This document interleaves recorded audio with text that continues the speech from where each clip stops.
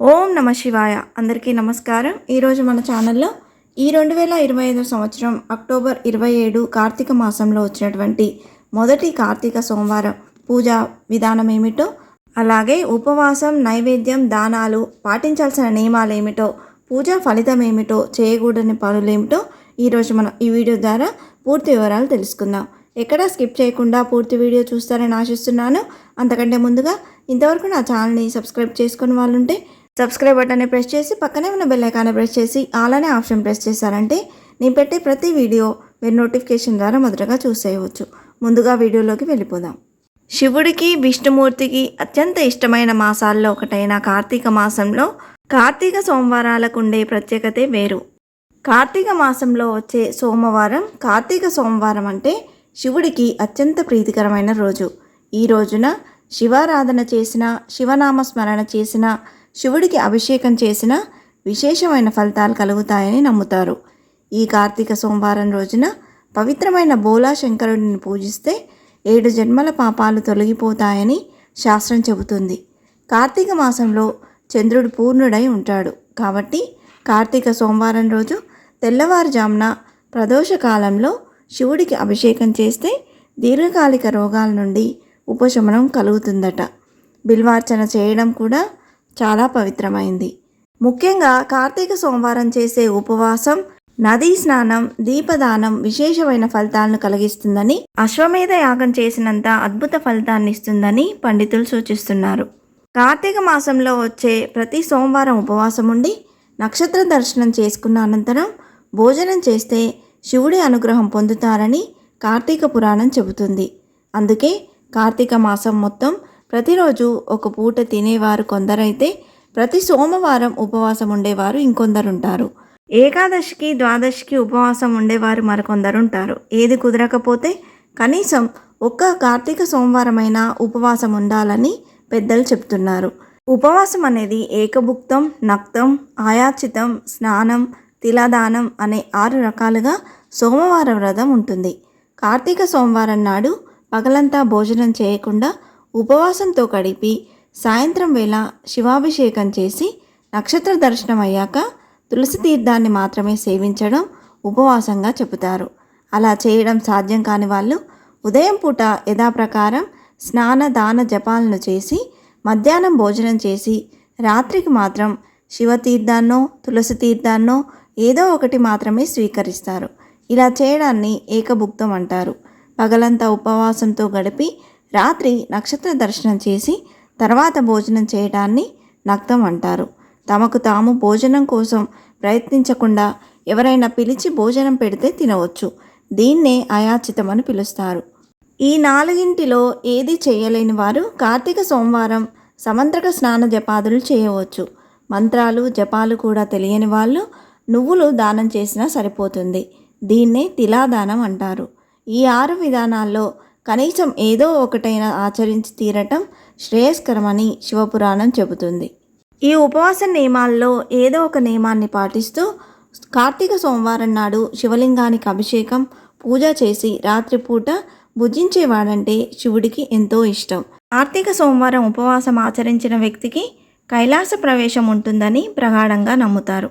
కార్తీక సోమవారం రోజున సూర్యోదయానికి ముందే నిద్రలేచి పవిత్ర స్నానం ఆచరించి అనంతరం ఇంట్లో దీపారాధన చేసిన తర్వాత నేరుగా శివాలయానికి వెళ్ళి శివలింగానికి అభిషేకం, పూజలు చేయడం శుభప్రదం. కుదిరిన వాళ్ళు, ఉండగలిగిన వాళ్ళు ఈ రోజున ఉపవాసం ఆచరించాలి.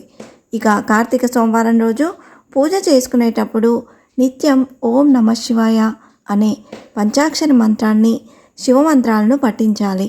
అలాగే మహాశివుడికి అత్యంత ఇష్టమైన బిల్వపత్రాలతో పూజించడం అత్యంత శుభకరం. ఈరోజు ముఖ్యంగా ప్రదోషకాలం అంటే సాయంత్రం సంధ్యా సమయంలో శివాలయానికి వెళ్ళి దీపం వెలిగించి పూజ ఆచరించి నక్షత్ర దర్శనం చేసుకున్న అనంతరం ఉపవాసాన్ని విరమించాలి. కార్తీక సోమవార వ్రతం ఆచరించడం వల్ల సకల పాపాలు తొలగిపోయి కుటుంబంలో సుఖ సంతోషాలు, అష్టైశ్వర్యాలు కలుగుతాయని, వివాహం కాని స్త్రీలకు మంచి భర్త వస్తారని, వివాహమైన వాళ్లకు మాంగళ్య భాగం పెరుగుతుందని నమ్మకం. ఇక ఈ రోజున కార్తీక సోమవారం కథ విన్నా, చదివినా విశేషమైన పుణ్యఫలం దక్కుతుంది. కార్తీక మాసంలో అందులోనూ ప్రత్యేకించి సోమవారం ఆచరించిన వ్రతం ఎలాంటి వారికైనా ఎంతటి పుణ్యాన్నిస్తుందో వివరించి చెబుతుంది కర్కశ కథ. పూర్వం స్వాతంత్ర నిష్ఠురి అనే ఒక ఆమె ఉండేది. ఆమె ప్రవర్తన అంతా అత్యంత హేయంగానూ కర్కశంగానూ ఉండటంతో ఆమెను కర్కశ అని అంటుండేవారు. కశ్మీర దేశానికి చెందిన ఆమె సౌరాష్ట్ర దేశస్థుడైన మిత్రశర్మ అనే మంచి వేద పండితుడని పెళ్లాడింది. ఆమె తన దుర్మార్గ ప్రవర్తనతో మంచివాడైన భర్తను సైతం హింసించి భోగలాలసై జీవితం గడిపి వృద్ధాప్యంలో భయంకరమైన వ్యాధి సోకి చివరిలో ఎవరూ ఆదరించేవారు లేక దీనస్థితిలో మరణించింది. పాప ఫలితంగా మరుసటి జన్మలో శునకంగా జన్మించిన ఆమెకు ఓ కార్తీక సోమవారం నాడు పగటిపూట ఎక్కడా ఆహారమే దొరకలేదు. చివరకు సాయంత్రం వేళ ఒక వేద పండితుడు సోమవార వ్రతం భాగంగా ఉపవాసముండి సాయం సంధ్యా సమయంలో వ్రతం ముగించే విధానంలో భాగంగా ఆచారం ప్రకారం బలిని అంటే అన్నం ముద్దను తన ఇంటి ముంగిట ఉంచాడు. ఆహారం దొరకని ఆ శునకం ఆ అన్నం ముద్దను తింది.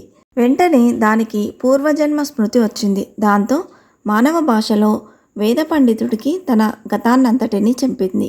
అంతా తెలుసుకొని కార్తీక సోమవారం నాడు పగటిపూట అంతా ఏమీ తినకుండా ఉపవాసముండి సాయంత్రం వేళ మాత్రమే శివుడి ప్రసాదం లాంటి బలిని తిన్న కారణంగా శునకానికి పూర్వజన్మంతా గుర్తుకు వచ్చిందని గ్రహించాడు. అదే విషయాన్ని శునకానికి చెప్పాడు. దాంతో తనకెలాగైనా మళ్ళీ పుణ్యం లభించేలా అనుగ్రహించమంది ఆ శునకం.